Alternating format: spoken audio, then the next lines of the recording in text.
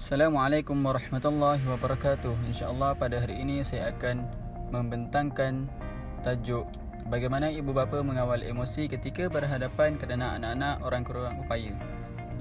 Okey, sebelum tu saya akan memperkenalkan carta organisasi yang telah kami lakukan. Yang pertama, pensyarah kami Al-Fadhil Ustaz Dr. Ahmad Zamri bin Mansur. Yang kedua, ketua kumpulan kami Siti Aminah. Dan seterusnya rakan-rakan yang saya kasihi sekalian. Okey, seterusnya saya akan menyebut tentang objektif kajian. Apakah itu emosi? Okey, first, menurut Goleman, mengawal emosi ialah kemampuan seseorang untuk mengelolakan perasaan, emosi dan tingkah laku diri sendiri dan orang lain. Maknanya dia cuba nak luah apa yang ada dalam isi hati dia untuk diri dia dan orang lain. So, yang kedua, definisi orang kurang upaya. Yang pertama, manusia yang tidak berupaya seperti orang buta, pekak atau bisu yang disebabkan oleh kesakitan atau ketidakupayaan yang berlaku sejak lahir. So, maknanya dia cacat sejak lahir. Yang seterusnya, OKU ialah seseorang yang mempunyai ketidakupayaan jangka masa panjang dari segi fizikal, mental, intelektual atau panca indera. Maknanya dia tak ada daya upaya untuk jangka masa yang panjang. Kita tak tahu sama ada dia akan boleh hidup lama ataupun sekejap. Yang seterusnya, OKU dinyatakan sebagai seorang yang terencat akal dari segi mentalnya, sukar untuk mendengar, pekak, sukar bercakap, kurang upaya secara visual, mengalami gangguan emosi, mengalami kecacatan otot. OKU ni bukan sahaja untuk cacat dari segi fizikal, malah dicacat juga dari segi mental. Contohnya dia sukar untuk berfikir, lambat berfikir. Contohnya dia lambat bertindak membuat sesuatu perkara.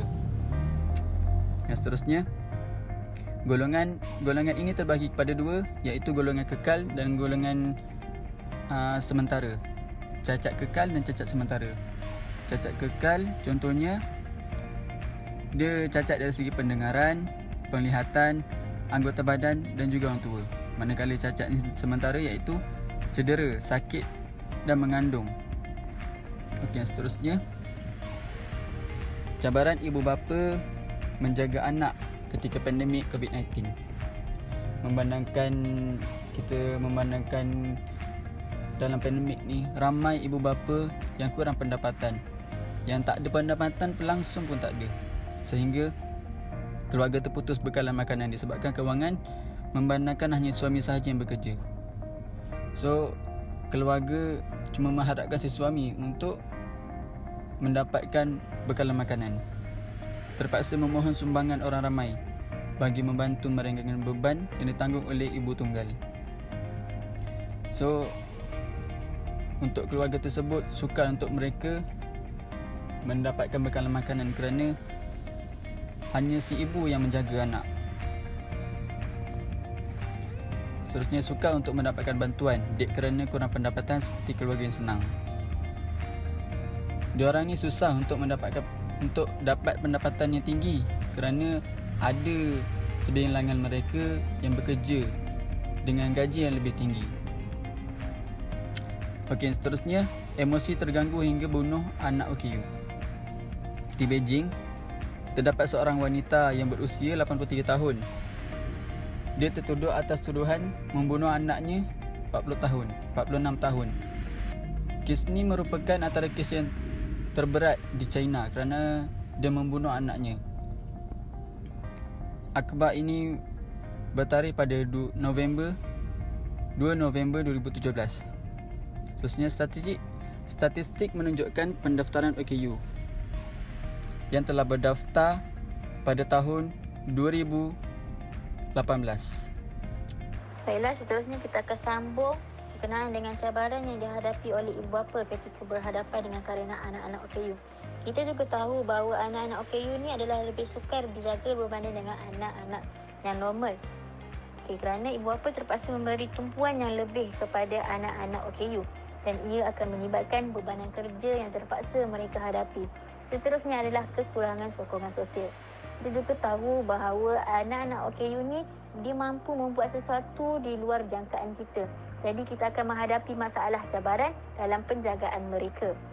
Okey, seterusnya, masyarakat zaman sekarang memandang rendah terhadap anak-anak kurang upaya.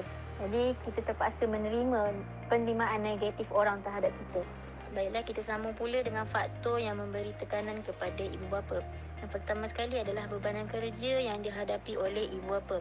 Sebagaimana yang kita tahu, isu pandemik COVID-19 ini melibatkan kita terpaksa bekerja daripada rumah.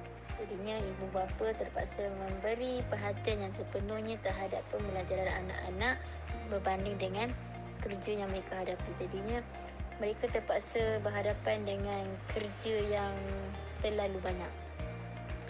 Seterusnya adalah kekurangan sokongan sosial.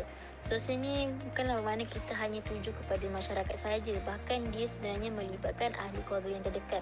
Jadi peranan ahli keluarga itu adalah memberi sokongan dan dorongan terhadap anak-anak kurang upaya. Okey, seterusnya kita juga tahu bahawa anak-anak kurang upaya ni diorang mampu untuk melakukan satu yang di luar jangkaan kita lah. Jadinya ibu-ibu selalunya ni golongan ibu-ibu lah, dia akan menghadapi masalah penjagaan. Kerana mereka sukarlah sebab ada satu informan yang saya temu buat.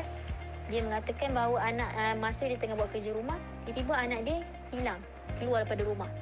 Itu membuktikan yang bahawa anak-anak kurang upaya ni diorang bijak, diorang mampu nak buat apa saja yang diorang nak, tanpa berfikir panjang lah. Okey, seterusnya adalah penerimaan negatif terhadap orang kurang upaya. Sebenarnya masyarakat zaman sekarang ni susah untuk terima anak-anak kurang upaya. Mereka merasakan anak-anak OKU ni adalah suatu yang perkara yang membebankan. Jadi mereka sering membandingkan anak-anak OKU dengan anak-anak yang normal. Berdasarkan akhbar yang dilampirkan, terdapat 400,000 penjawat awam tertekan dengan bebanan kerja yang mereka hadapi. Kebanyakannya ibu bapa ni terpaksa menumpukan perhatian yang sepenuhnya terhadap pembelajaran anak-anak supaya mereka belajar. Okey, kemudian adalah kekurangan sokongan sosial. Sosial ni kita tuju kepada ahli keluarga yang terdekat, iaitu mereka juga perlu memainkan peranan dengan memberikan sokongan terhadap para ibu untuk menghadapi segala rintangan yang berlaku dalam proses penjagaan anak-anak OKU. Okey, yang seterusnya adalah masalah penjagaan anak OKU ni memang sukar untuk dikawal. Jadi kita perlukan pengawasan yang lebih, yang secukupnya. Sebenarnya bila mereka melakukan sesuatu perkara yang tidak diingini, kita kena cakap dengan cara yang baik, dengan nada yang lembut supaya mereka boleh faham apa yang kita nak. Okey, yang seterusnya adalah penerimaan negatif masyarakat terhadap anak-anak OKU. Mereka sering membandingkan anak-anak yang sempurna dengan anak-anak OKU. Antara kaedah yang kami gunakan untuk menemu bual bersama informan adalah kami menggunakan secara banyak, iaitu melalui aplikasi Google Meet, dan kami mencari seramai 3 orang informan yang menetap di Rawang Selangor. Kemudian kami menanyakan tentang beberapa soalan kepada mereka. Antaranya adalah soalan yang kami ajukan adalah bagaimana perasaan mereka apabila mendapat tahu yang mereka dianugerahkan anak OKU. Seterusnya adalah kita minta mereka menceritakan tentang pengalaman yang mereka hadapi dan apakah cabaran yang rintangan yang mereka terpaksa hadapi ketika mendidik anak-anak OKU. Dan kita menanyakan juga tentang bagaimana perkembangan anak-anak mereka apabila mereka menghantar anak-anak ke sekolah. Seterusnya, kita akan pergi kepada ringkasan dapatan temu bual yang telah diperoleh daripada ketiga-tiga informan. Berikut adalah ringkasan dapatan temu bual informan pertama. Secara kesimpulannya, apabila berhadapan kerana anak-anak kurang upaya, beliau akan bertenang dan memberi masa anaknya untuk stabil. Seterusnya, melalui dapatan temu bual informan yang kedua, dapatlah disimpulkan bahawa apabila berhadapan dengan kerana anak-anak kurang upaya, beliau akan sabar dan tenang, dan beliau akan menumpukan perhatian kepada anak kurang upaya lebih daripada anak yang normal. Akhirnya, hasil dapatan temu bual daripada informan ketiga dapatlah disimpulkan bahawa beliau akan sentiasa berfikiran positif, dan apabila jika tidak dapat mengawal anaknya dengan baik, maka beliau akan bertindak untuk membiarkan sementara sehingga emosi anaknya kembali stabil. Berdasarkan tindak balas emosi ibu bapa yang telah diperolehi, kami mendapati bahawa semua tindak balas tersebut amat berkait rapat dengan salah satu teori perubahan emosi yang dikenali sebagai teori aras adaptasi. Seperti contoh informan kedua yang menyatakan bahawa beliau bersyukur kerana dikurniakan zuriat. Maka ini merupakan titik neutral beliau. Seterusnya, apabila beliau mengetahui bahawa anak beliau mengalami masalah, maka beliau bertukar menjadi perasaan sedih. Lama kelamaan, beliau akan merasa kembali kepada titik neutral, dan iaitu bersyukur dengan kurniaan Allah Subhanahu Wa Taala. Begitu juga dengan respon informan pertama dan informan yang ketiga. Seterusnya, berikut adalah tindakan ibu bapa ketika mengatasi masalah emosi secara menyeluruh. Seterusnya, terdapat beberapa kata-kata hikmah yang telah dilontarkan oleh informan. Maka kami dapat simpulkan bahawa yang pertama, mereka menganggap bahawa anak itu adalah pemberian daripada Allah Subhanahu Wa Taala. Yang kedua, mereka bersyukur atas pemberian daripada Allah Subhanahu Wa Taala. Dan yang ketiga, mereka tidak mempersoalkan apa-apa yang mereka dapat. Dan yang seterusnya, yang terakhir, mereka berusaha untuk menjadi ibu bapa yang terbaik. Sebagai hasil perbincangan oleh semua informan yang telah ditemu bual, kami mendapati bahawa ibu bapa mempunyai satu tugas yang besar untuk mendidik anak-anak kurang upaya. Pada hari ini, ibu bapa perlulah mencari cara yang bijak untuk mendidik mereka supaya mereka tidak ketinggalan, terutamanya dalam segi pembelajaran.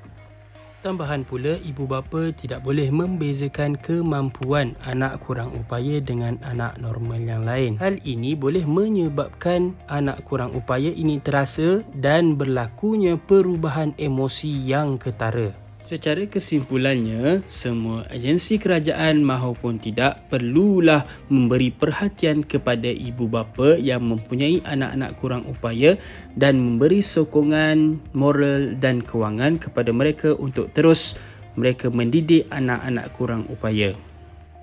Baiklah, sebagai evidence kami melampirkan lampiran berkaitan informan. Informan pertama iaitu Encik Muhammad Nazri bin Hawang Hussein. Informan yang kedua iaitu Puan Siti Fatimah binti Mustafa.